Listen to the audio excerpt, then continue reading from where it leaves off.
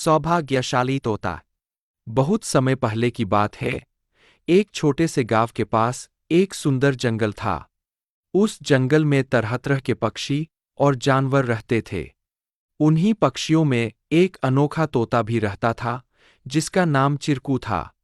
चिरकू को लोग सौभाग्यशाली तोता के नाम से जानते थे, क्योंकि जहां भी वह जाता, वहां कोई न कोई चमत्कार हो जाता या किसी की किस्मत बदल जाती। गांव के लोग मानते थे कि अगर चिरकू उनके घर आ जाए, तो उनके जीवन में सुख और समृद्धि आ जाती है। चिरकू हमेशा खुश रहता और अपनी मधुर आवाज में गाने गाता। लोग उसे फल और अनाज खिलाते और उसकी भलाई की कामना करते थे। चिरकू भी गांव के लोगों से बहुत प्यार करता था और जहां भी जाता, खुशियां बांटता। एक दिन गांव में एक गरीब किसान, जिसका नाम रघु था, बहुत परेशान था। उसकी फसलें बर्बाद हो गई थीं और उसके पास खाने को भी कुछ नहीं था। वह दिन-रात मेहनत करता, लेकिन किस्मत उसका साथ नहीं दे रही थी।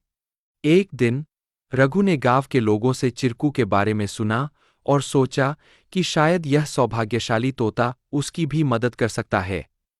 रघु ने तय किया कि वह चिरकू से मिलकर अपनी किस्मत बदलने की विनती करेगा।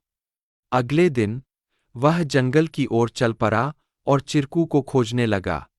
बहुत ढूंढने के बाद उसे चिरकू एक पेड़ की डाल पर बैठे हुए मिला। रघु ने बड़े ही आदर के साथ कहा। चिरकू ने रघु की बातें ध्यान से सुनी और उसकी आंखों में दया उमड़ आई। चिरकू ने अपनी चोंच में एक छोटी सी चमकती हुई पत्ती उठाई और रघु को देते हुए कहा, यह जादुई पत्ती है। इसे अपनी जेब में रख लो और जब तुम अपने खेत में काम करने जाओ, तो यह पत्ती तुम्हारी किस्मत बदल देगी। रघु ने धन्यवाद कहा और वह पत्ती लेकर अपने घर लौट आया। अगले दिन वह अपने खेत में काम करने के लिए गया। जैसे ही उसने खेत में जुताई शुरू की, अचानक से बारिश होने लगी। उसकी सूखी जमीन हरी भरी हो गई और थोड़े ही समय में उसकी फसलें लहलहा उठीं। रघु की मेहनत सफल हुई और उसकी किस्मत सच में बदल गई।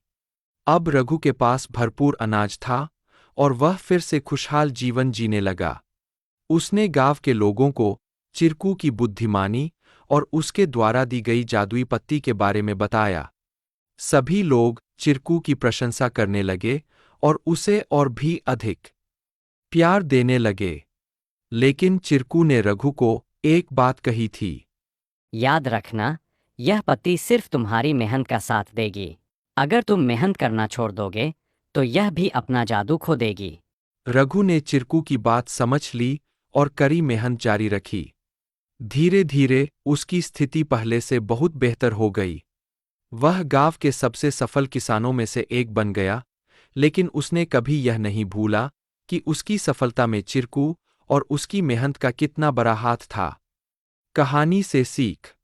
इस कहानी से हमें यह सीख मिलती है कि किस्मत भी उन्हीं का साथ देती है, जो खुद मेहनत करते हैं। सौभाग्य और अवसर तभी काम आते हैं, जब हम अपने प्रयासों से उन्हें सही दिशा देते हैं। Please like, share and subscribe our channel to learn more.